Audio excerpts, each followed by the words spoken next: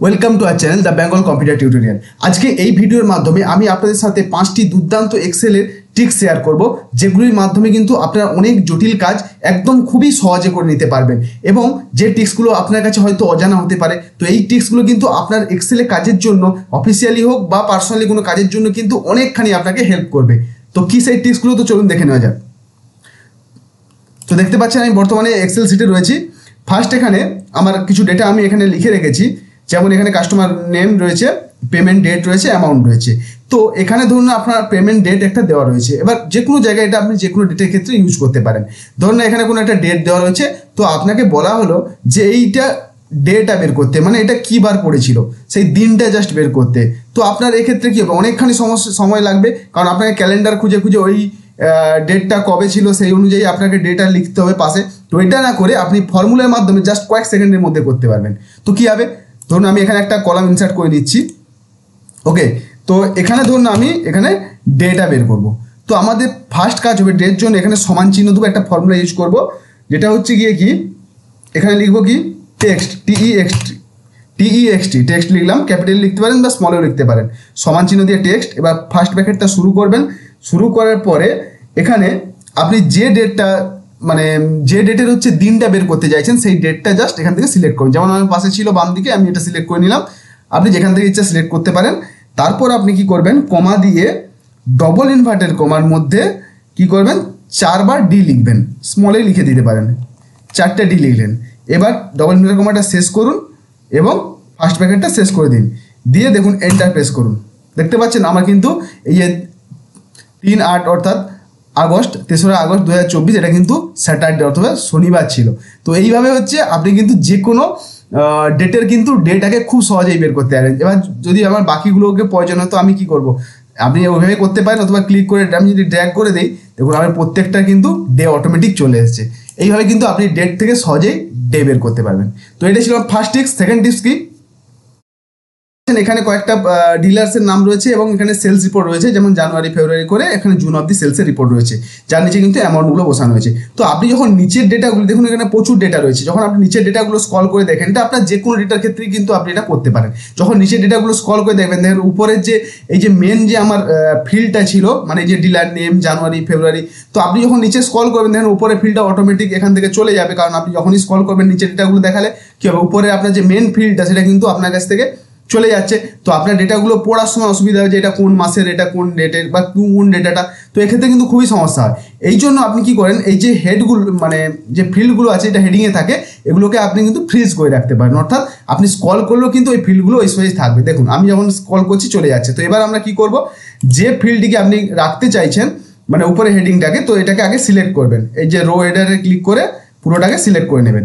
ওকে, তো এরপরে কিবোর্ড থেকে ALT মানে Alt+WFR প্রেস করুন, Alt+WFR এই কটা একসঙ্গে প্রেস করুন।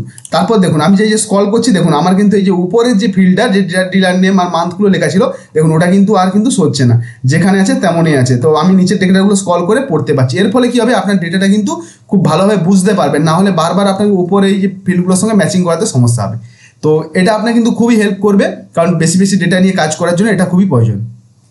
তো এবার আমাদের নেক্সট টিপ নম্বর 3। টিপ নম্বর 3টা কি, ধরুন না এখানে আমার সেলস যেমন আছে জানুয়ারি ফেব্রুয়ারি মার্চের সেলস হচ্ছে, যেখানে আমার অ্যামাউন্টগুলো কিন্তু বসানো আছে। এবার আপনার হয়তো মনে হলো যে এইগুলোকে কিন্তু কারেন্সি ফরম্যাট, যেমন আমাদের ইন্ডিয়ান রুপিতে কি হয়, আমাদের রুপিজের চিহ্ন থাকে, তো আপনি এরকম কারেন্সি ফরম্যাটে ব্যবহার করতে চাইছেন। তো যেমন আমাদের টাকার অঙ্কের পরে কি একটা করে কমা থাকে, যেমন 50,000 লিখলে কি হয়, 50-এর পরে একটা কমা দিয়ে তারপর শূন্যগুলো থাকে, আবার শেষে দশমিক দিয়ে 2টো শূন্য থাকে। তো এইভাবে আপনি, বা আগে যদি রুপিজের চিহ্ন ব্যবহার করতে চাইছেন, তো আপনি এটা করতে গেলে কি হবে, আপনাকে এইখান থেকে হোম থেকে ফরম্যাটে গিয়ে চেঞ্জ করতে হবে, এতে সময় লাগবে অনেক। তো আপনি এটাকে সহজেই করে নিতে পারেন। কী হবে, ধরুন আমার এখানে যত কারেন্সি, যেহেতু আমার সবগুলো এটা টাকার অ্যামাউন্ট, তো আমি সবগুলোকে একসঙ্গে সিলেক্ট করলাম। আপনার যতটা অ্যামাউন্টের যেগুলো থাকবে বা যেগুলো টাকাতে আপনি পরিণত করতে চাইছেন সেগুলো সিলেক্ট করে নেবেন। এরপর কি করবেন, এরপর কিবোর্ড থেকে Ctrl+Shift+4 প্রেস করবেন, Ctrl Shift আর হচ্ছে 4 প্রেস করুন। দেখুন Ctrl+Shift+4 প্রেস করার সঙ্গে সঙ্গে দেখুন আমার প্রত্যেকটা অ্যামাউন্টের কিন্তু আগে রুপিজের চিহ্ন, এবং আমরা যেরকম নর্মালিভাবে টাকা যেগুলো আমরা হাতে লিখি যেভাবে কমা দিই তারপর দশমিকগুলো দিয়ে থাকে দেখুন সেমভাবে পুরো কিন্তু রেডি হয়ে গেছে। জাস্ট এই একটা সামান্য শর্টকাট ইউজ করে কিন্তু আপনি যে কোনো অ্যামাউন্টকে কিন্তু কারেন্সি ফরম্যাটে কনভার্ট করে দিতে পারবেন। তো এটা খুবই কাজে লাগবে আপনার ক্ষেত্রে। তো এই ছিল আমার 3 নম্বর টিপস। এবার নেক্সট টিপ 4 নম্বর টিপসটা কি? টিপসটা কি, ধরুন না আপনার এখানে আপনি একটা সিট ডাউনলোড করেছেন বা কেউ আপনাকে পাঠিয়েছে এটাকে এডিট করার জন্য। এবার আপনি এটাকে এডিট করার আগে আপনার মনে হচ্ছে যে যদি আমি এটাকে এডিট করার সময় কোনো কিছু চেঞ্জ করে ফেলি তাহলে আমার বা কোনো কিছু যেটা ডিলিট হয়ে যায় তাহলে আপনি তো আর পরে ওটা পাবেন না, কারণ এর জন্য আপনাকে আগে সিটটাকে কপি করে রাখতে হবে। তো এই জন্য আমরা কপি করার জন্য ধরুন এই যে 3 নম্বর সিটে এখানে প্রচুর ডেটা রয়েছে, তো আমি ধরুন না এই সিটটাকে অন্য কোথাও একটা কপি করে রাখতে চাইছি যাতে আমার ডেটাগুলো না হারিয়ে যায় বা যা ডেটাগুলো যাতে না ভুল হয়ে যায়। তো আমি এটাকে যদি কপি করি তাহলে আমাদের কী করতে হয়, রাইট ক্লিক করে এখানে মুভ অর কপি থেকে সিলেক্ট করে কপি করতে হয়, আবার এখানে এসে পেস্ট করতে হয়। তো আপনি সহজেই এই যে কোনো সিটকে কিন্তু কপি করতে পারেন। কী হবে, তো আপনি যে সিটটায় কপি করবেন সেই সিটের উপর ক্লিক করবেন, এই নিচে দেখুন এই যে সিটের যে ট্যাবগুলো রয়েছে যেমন সিট 3, 4, 5 এরকম করে আপনারও থাকবে। তো যে সিটটায় কপি করতে সেই সিটের উপর ক্লিক করবেন, এরপরে কন্ট্রোল প্রেস করে শিফট প্রেস করবেন। ওকে, কন্ট্রোল আর শিফট একসঙ্গে প্রেস করে এবার মাউসের লেফট ক্লিক করে দেখুন আমি এটাকে সরিয়ে নিয়ে যাচ্ছি। আমি যে জায়গায় এই সিটটা বসাতে চাই জাস্ট সেখানে আমি ধরুন লাস্টে বসাবো 7-এর পর। তো এখানে দেখুন মাউসের মধ্যে কিন্তু আমার এটা অলরেডি কপি হয়ে যাচ্ছে। তো আমি জাস্ট ক্লিক করে দিলাম, দেখুন আমার কিন্তু এই 7 নম্বরের পর সিট 3টা কপি হয়ে গেল। দেখতে পাচ্ছেন এই হচ্ছে সিট 3 দেখুন এখানে, আর এই 7 নম্বরের পরে দেখুন আমি এখানে কপি করেছি, পুরো সেম ডেটা আমার এখানে কপি হয়েছে। তো এইভাবে কিন্তু সিটের ডেটাগুলোকে আপনারা খুব সহজেই কিন্তু কপি করে নিতে পারবেন। তো এবার 5 নম্বর টিপসটা কি? 5 নম্বর টিপসটা দেখুন, ধরুন না আমার এখানে কিছু ডেটা রয়েছে, তো এই ডেটার জায়গায় এখানে ধরুন ডিলারের নেম রয়েছে, সেলস ইন জানুয়ারি সেই সেম ডেটা রয়েছে, কিন্তু এখানে দেখুন ডিলারের নামগুলো যে হয়তো ব্যক্তি টাইপ করেছে তো যেখানে সেখানে যেমন তেমন করে এখানে স্পেস কিন্তু ইউজ করে গেছে। তো আপনাকে এটাকে একটা লেভেলে আনার জন্য কি করতে হবে, আপনার সব স্পেসগুলোকে কি করতে হবে, ক্লিক করে করে ব্যাক স্পেস করে করে মুছে মুছে একটা লেভেলে আনতে হবে স্পেসগুলোকে। এতে আপনার অনেক সময় লেগে যাবে এবং বিরক্তিকর কাজ, কারণ এখানে এক্সট্রা স্পেস অনেক রয়ে গেছে। আপনাদের এটা ডেটার ক্ষেত্রে প্রায় থেকে থাকে যে এক্সট্রা স্পেস অনেক অ্যাড হয়ে যায় বা এটা যে টাইপ করে সে ভুলভাল করে। তো আপনি কি করে জাস্ট একটা ক্লিকে ঠিক করতে পারবেন। দেখুন ধরুন আপনি ফার্স্ট কি করবেন, একটা এখানে কলাম নিয়ে নেবেন, ঠিক আছে। তো ওই সেম ডেটার একটা কপি এখানে তৈরি হয়ে যাবে। তো কি করবেন, এই কলামের এইখানে যে কোনো একটা সেলের উপরের দিকে একবার ক্লিক করে সমান নেবেন, সমান দেওয়ার পরে এখানে লিখবেন কি ট্রিম, স্মলও লিখতে পারেন বা ক্যাপিটাল লিখতে পারেন, ট্রিম TRIM। ট্রিম লেখার পর ব্র্যাকেট শুরু করবেন, আর ব্র্যাকেটটা ট্রিম লেখার পর ব্র্যাকেট শুরু করবেন। শুরু করার পর আপনি যে ডেটাগুলো থেকে স্পেসটাকে দূর করতে চাইছেন, মানে যে ডেটাগুলোতে আপনার স্পেস রয়ে গেছে সেই সমস্ত ডেটাকে একসঙ্গে সিলেক্ট করবেন। আমি এখানে সমস্ত ডেটাগুলোকে একসঙ্গে সিলেক্ট করে নিলাম, আমার যা আছে আমি সিলেক্ট করে নিলাম। ওকে, আপনি যেখান থেকে ইচ্ছুক ডেটাগুলোকে সিলেক্ট করে নেবেন।